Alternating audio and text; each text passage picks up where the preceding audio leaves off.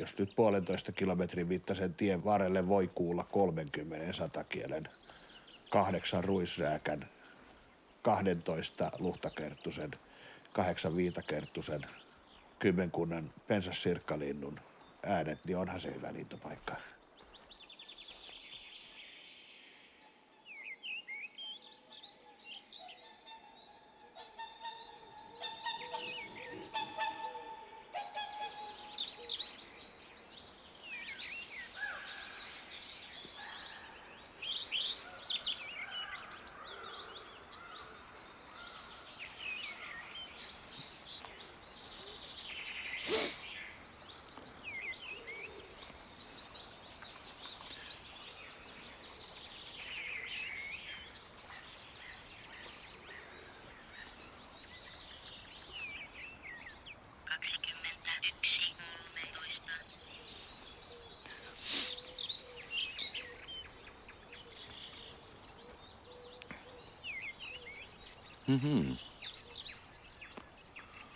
Kauempana laulaakin satakieli.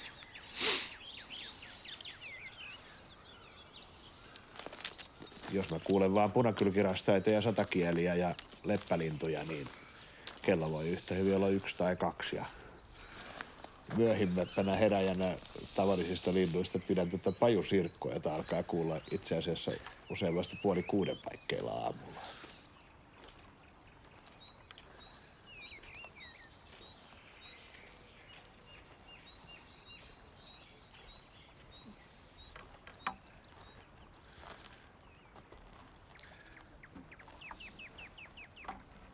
Kaskas. Vaali.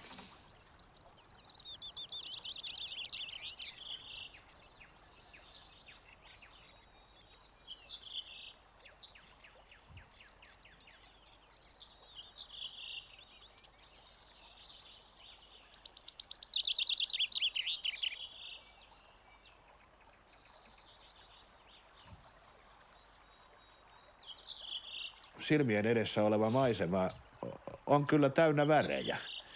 Siinä on vaaleata, keltaista, no tälläkin hetkellä on vihreätä ja vähän punastakin. Usein se on semmoinen vaalean harmaa. No nyt siihen tuli esimerkiksi kuhankeittäjän kuva tuohon silmien eteen.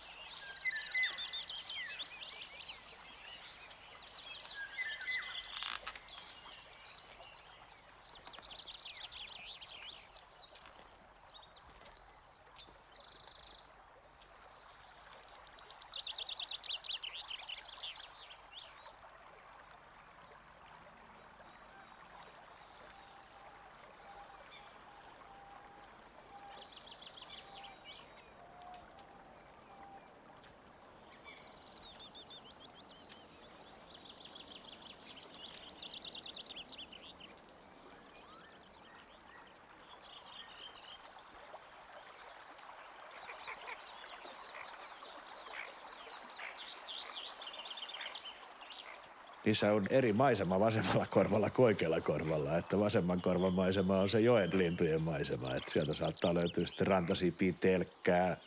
Viime yönä oli lapintiiroja. Siltä toiselta puolelta taas sitten satakieliä ja rastaita. Ja se on tämmöinen äänentaulu musiikkia, jota minun korvani kaipaavat kuunnella.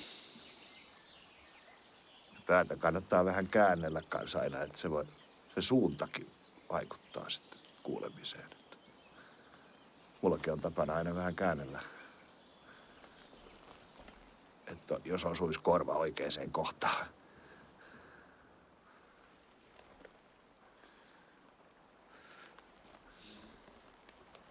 Ne pitää joskus tommosia varttitunnin, puolen tunninkin taukoja. Nyt taas pikkusen alkaa. Luhtakerttunen.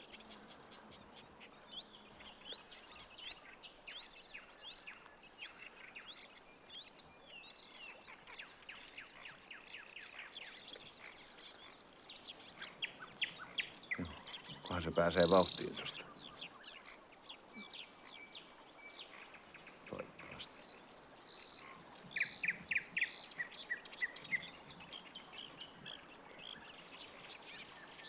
110 vauhdissa ei kyllä ole mitään valittamista. Tää Lutta Kerttunenkin äsken lauloi niin komiasti, että...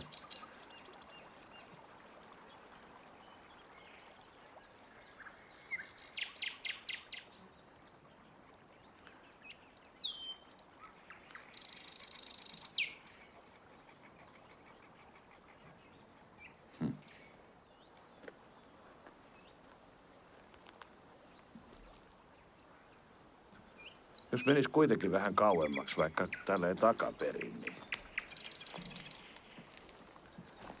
Se saattaa pikkusen... Tää on jo... Me ollaan jo... No nyt.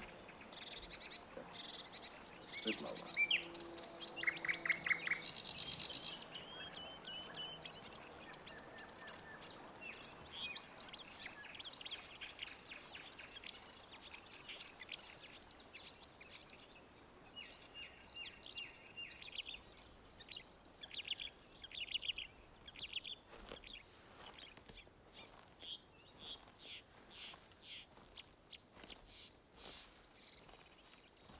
Meidän parhaat yölaulajat, oikein hienot konsertoijat, Kerttuset, Luhta ja Viita Kerttunen, niin ne tulee myöskin vasta siinä ihan sit, kun suvi on jo kynnyksellä ja koivussa iso lehti.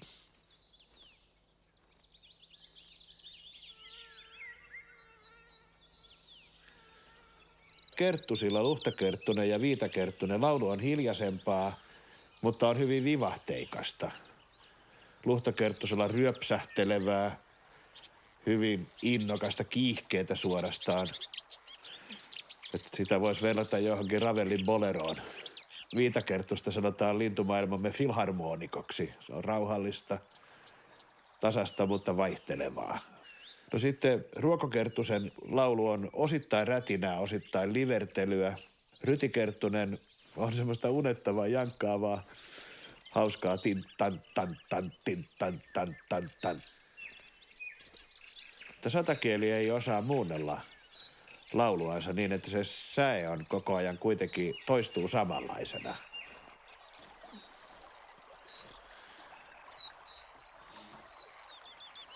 Nyt se alkoi laulaa, se viime yön Luhta Kerttunen. Se on tossa. Tuo. Ja se on just se laji, mitä mä en kuule vähänkään kauempaa. Mokoillaan. En päässyt tarpeeksi lähelle. Viitasirkkalintu niin herskyttelee niin kuin puolityhjää tulitikkulaatikkoa, että se on tämä tapainen ääni.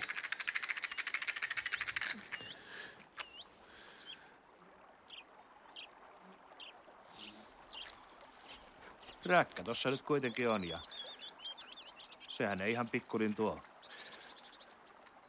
Ei ole mahdotonta, että jonakin yönä on vaipunut semmoiseen taianomaiseen tilanteeseen, kun jotakin oikein erikoista on sattunut. Kyllä taikayö oli sekin, jolloin käki ja satakieli samassa maisemassa laulo. Siinä ei ollut kaukana semmoinen ajatus, että hyvä ihminen, että onko mä yhä elossa vai onko mä tullut lintumiesten taivaaseen.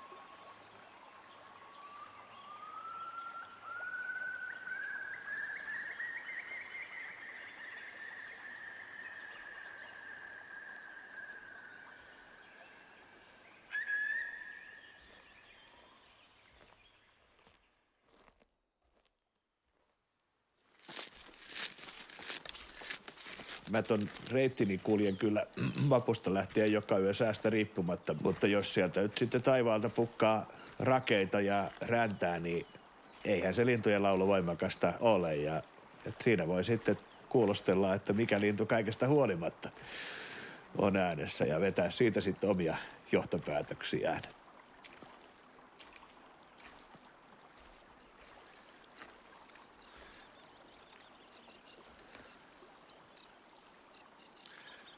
Saattaa olla joku uusi yölaulaja.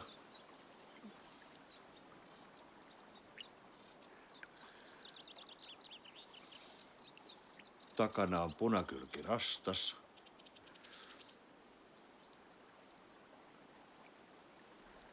Sitten tässä on joku ääni.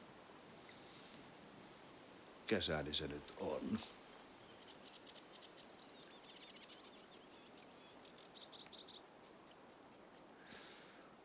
Se on vielä liian kaukana. Mä en saa siitä selvää nyt.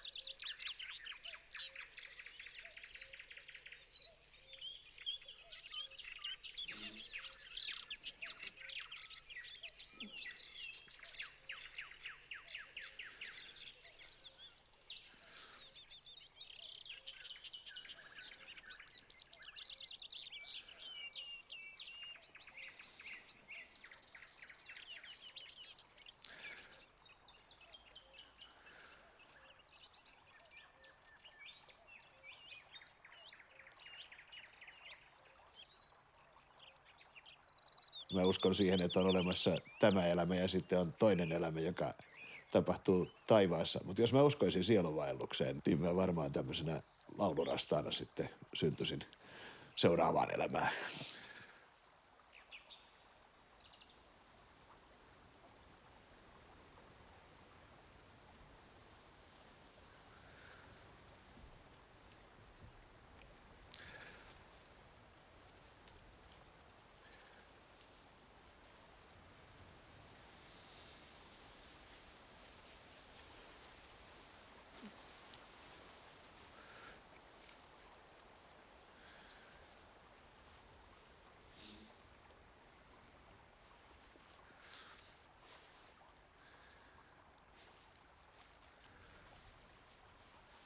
Mutta sitten oikein luonnonlinnu, niin oisinko mä nähnyt sellaista koskaan?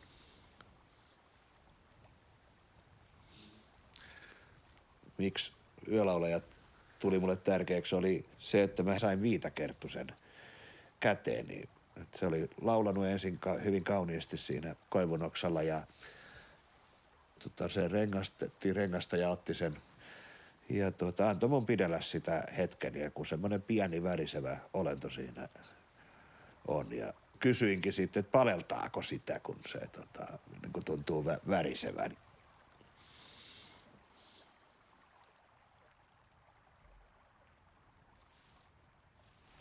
Mieli on matalammalla silloin, kun ei näitä lintuja ole. Ja kaikkein matalimmalla se on tuossa heinäkuun loppupuolella, kun näitä konsertteja ei enää kuule. Lintujahan toki vielä on, ne pesii.